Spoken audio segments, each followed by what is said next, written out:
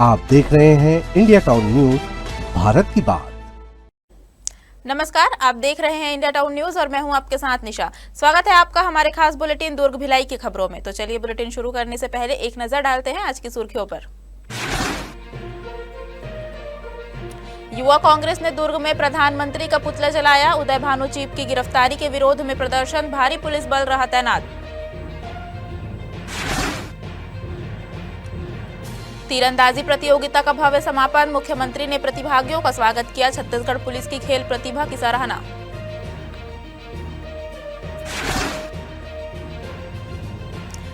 संपत्ति कर वसूली के लिए नई मैपिंग तकनीक, डोर टू डोर सर्वे से होगी संपत्ति कर की सटीक गणना। निगम आय बढ़ाने को तैयार, नई रणनीति। आयुक्त ने किया निर्माणाधीन कार्यों का निरीक्षण, कार्य समय सीमा में पूरा करने के निर्देश। सफाई और निर्माण कार्य पर दिया जोर। चलिए बढ़ते हैं खबरों की ओर। छत्तीसगढ़ की धार्मिक नगरी दुर्ग में पहली बार फाल्गुन एकादशी के अवसर पर प्रदेश की सबसे बड़ी निशान यात्रा निकाली गई। इस भव्य यात्रा में 1300 से अधिक श्याम प्रेमियों ने भाग लिया और श्रद्धा के साथ श्याम ध्वज उठाए। निशान यात्रा की शुरुआत सती चौरा मां दुर्गा मंदिर गंजपारा से हुई और यह कादम्बरी नगर स्थित श्याम मंदिर तक आयोजित की गई। आयोजन समिति के प्रमुख ने बताया कि यात्रा में बड़ी संख्या में श्रद्धालु शामिल हुए और नगर के विभिन्न हिस्सों में उनका स्वागत करते नजर आए। निशान यात्रा में नगर की सैकड़ों महिलाएं और युवाओं ने लाल पीले ध्वज लेकर भाग लिया और भक्तों ने श्याम गुणगान करते हुए श्रद्धा प्रकट की। इस अवसर पर शहर का वातावरण धार्मिक उल्लास और भक्ति गीतों और ढोल नगाड़ों की धुन से जीवंत दिखाई दिया। भारतीय राष्ट्रीय युवा कांग्रेस के राष्ट्रीय अध्यक्ष उदय भानु चीप की गिरफ्तारी और रिमांड में भेजे जाने के विरोध में दुर्ग ग्रामीण जिला युवा कांग्रेस ने जोरदार प्रदर्शन किया। दुर्ग के पटेल चौक पर बड़ी संख्या में युवा कांग्रेस के कार्यकर्ता एकत्र हुए और नारेबाजी करते हुए प्रधानमंत्री का पुतला जलाया। इस दौरान भारी पुलिस बल मौजूद था, जिसने प्रदर्शनकारियों से पुतला जब्त कर प्रदर्शन को नियंत्रित किया। युवा कांग्रेस के पदाधिकारियों ने कहा कि प्रधानमंत्री नरेंद्र मोदी पर आरोप लगाते हुए इसे लोकतंत्र की हत्या करार दिया। उन्होंने उदय भानु चीप की गिरफ्तारी की निंदा करते हुए उनकी तत्काल और बिना शर्त रिहाई की मांग की। प्रदर्शन में शामिल कार्यकर्ताओं ने जोर देकर कहा कि लोकतंत्र में हर नागरिक को आवाज उठाने का अधिकार है। हमारे जिला युवा कांग्रेस के प्रभारी आस मोहम्मद जी और हमारे जिला अध्यक्ष जैन देशमुख के निर्देश अनुसार पिछले कुछ समय पहले जो हमारे राष्ट्रीय अध्यक्ष उदय भानु चीप जी की गिरफ्तारी हुई थी, उसके विरोध में आज हम लोग जिला युवा कांग्रेस के नेतृत्व में प्रधानमंत्री नरेंद्र मोदी का पुतला जलाए हैं, जो कि एक लोकतंत्र की हत्या है कि आप किसी सार्वजनिक किसी आदमी को आप गिरफ्तार करके लोकतंत्र की हत्या कर रहे हैं। इसके खिलाफ में आज हम लोग ने पुतला जलाया। अपने हमारे जो जिला अध्यक्ष जैन देशमुख के निर्देश अनुसार हम जो दिल्ली में AI समिट में जो कार्यक्रम हुआ है, उस पर चाइना का जो रोबोट लाया गया था, जिसको गलगोटिया यूनिवर्सिटी अपना बता के बेच रहा है, उसके खिलाफ हम लोग नरेंद्र मोदी का पुतला दहन कर रहे हैं। दुर्ग में असत्य पर सत्य की जीत के जश्न का नजारा देखने को मिला। आम आदमी पार्टी के राष्ट्रीय संयोजक एवं पूर्व मुख्यमंत्री अरविंद केजरीवाल और पूर्व उप मुख्यमंत्री मनीष सिसोदिया को फर्जी शराब नीति मामले में न्यायालय द्वारा निर्दोष करार देने के बाद आम आदमी पार्टी के नेताओं और कार्यकर्ताओं ने खुशी मनाई। आप नेताओं ने बाबा साहेब आम्बेडकर के संविधान की जीत को मानते हुए दुर्ग के गांधी प्रतिमा स्थल तक पैदल मार्च निकाला। मार्च के दौरान बड़ी संख्या में पार्टी कार्यकर्ताओं और नेताओं ने कैंडल जलाकर इस खुशी को साझा किया। कार्यक्रम के दौरान नेताओं ने भाजपा सरकार पर निशाना साधते हुए जमकर नारेबाजी की। उन्होंने कहा कि न्यायपालिका के ने संविधान की ताकत और सत्य की जीत को साबित किया है। भारत के इतिहास में एक न्यायालय द्वारा एक अभूतपूर्व फैसला दिया गया है, जिसमें केजरीवाल जी को और आम आदमी पार्टी के शीर्ष नेताओं को वर्षों तक जेल में रखा गया था। आज अदालत ने यह निर्णय दिया कि केस बनता ही नहीं है, पूरा फर्जी केस है, और उन्होंने एक सख्त टिप्पणी की है कि जो CBI अधिकारी जिन्होंने फर्जी रिपोर्ट पेश की थी, उनके ऊपर उनकी जांच की जाए। आज तक भारत के इतिहास में इस प्रकार का निर्णय नहीं हुआ था। आज हमारे लिए बहुत खुशी का दिन है कि हमारे शीर्ष नेता केजरीवाल जी आरोप मुक्त हुए हैं और अब मोदी की कोई खैर नहीं है। केजरीवाल जी ने पहले ही कहा था, अगर मेरे ऊपर आरोप सिद्ध नहीं हुआ तो क्या मोदी जी इस्तीफा देंगे।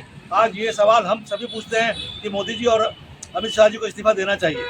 से हम लोग ये संदेश देना चाहते हैं कि जो जांच एजेंसियां हैं वो कठपुतली सरकार के आदेश की न बने, अपने विवेक का इस्तेमाल करें। जो इनोसेंट लोगों को वो जेल में डाल देते हैं महीनों सालों तक। आज भी बहुत सारे लोग जैसे सर्जिल इमाम हैं, अन्य लोग हैं जो जैसे सोनम वांगचुक जी हैं, वो तो साइंटिस्ट हैं। तो ये संजीव भट्ट IPS ऑफिसर आप सोचो, और मलिक जो जम्मू कश्मीर के विधायक है, तो ये इनोसेंट लोग जेल में हैं। इन किस कारण से? जांच एजेंसियों के दुरुपयोग के कारण से। तो हम लोग केंद्र से ये मैसेज देना चाहते हैं कि जांच एजेंसी के जो अधिकारी, शीर्ष अधिकारी हैं, वो विवेक का इस्तेमाल करें, ईमानदारी से अपने कर्तव्य का पालन करें। देश सर्वोपरि है। सरकारें बदलती रहेंगी, लेकिन देश यही रहेगा, लोग यही रहेंगे, कल उनको जवाब देना पड़ेगा। ये दिल से सच्चे थे और मोदी जी को ये पता था कि इनको साजिश में फंसाकर ही हराया जा सकता है, नहीं तो जनता के बीच में इनकी जो लोकप्रियता है इसे ऐसे डेंट नहीं किया जा सकता। इसलिए पूरी प्लानिंग के तहत इस तरह की योजना बनाई गई कि शराब घोटाले को दिखाया गया। और केजरीवाल जी, मनीष सिसोदिया के अलावा जो 23 आरोपी थे जिनको आरोपी बताया गया इस केस में, वो सब बाइज्जत बरी हुए। कोर्ट ने जो टिप्पणी दी है ये मोदी और शाह के लिए तो बहुत शर्मनाक है कि किस तरह से उन लोगों ने साजिश में फंसाया है इसको। अब आगे आम आदमी पार्टी शुरू से सच्ची थी और अपनी ईमानदारी की जो मशाल है उसने हमेशा जला के रखी है। आगे भी हम ऐसे ही आगे बढ़ते रहेंगे और मोदी आज गलत साबित हो गए। भिलाई रिसाली के देवांगन जन कल्याण समिति द्वारा आयोजित मां परमेश्वरी महोत्सव एवं प्रतिभा सम्मान समारोह में कैबिनेट मंत्री लखन देवांगन और दुर्ग ग्रामीण विधायक ललित चंद्राकर शामिल हुए। इस अवसर पर समारोह में समाज के उत्कृष्ट बच्चों और वरिष्ठ नागरिकों को सम्मानित कर उनके उज्जवल भविष्य की शुभकामनाएं दी गई। अपने संबोधन में कैबिनेट मंत्री लखन देवांगन ने कहा कि देवांगन समाज के उत्थान के लिए शिक्षा अत्यंत आवश्यक है। शिक्षित समाज से ही देश का विकास संभव है। वहीं विधायक ललित चंद्राकर ने कहा कि देवांगन समाज मेहनती समाज के रूप में जाना जाता है और छत्तीसगढ़ के निर्माण एवं समृद्धि में समाज का महत्वपूर्ण योगदान है। उन्होंने यह भी याद दिलाया कि पूर्ववर्ती भाजपा सरकार ने तत्कालीन मुख्यमंत्री डॉक्टर रमन सिंह के समय बुनकरों का कर्ज माफ करने और उनके उत्थान के लिए कई योजनाएं चलाई थी। समारोह ने शिक्षा, सामाजिक उत्थान और पारंपरिक मूल्यों को जोड़कर समुदाय के विकास का संदेश दिया। शहर के विभिन्न क्षेत्रों का दौरा करते हुए भिलाई निगम आयुक्त राजीव कुमार पांडे ने निर्माणाधीन नालियों और उद्यानों का औचक निरीक्षण किया।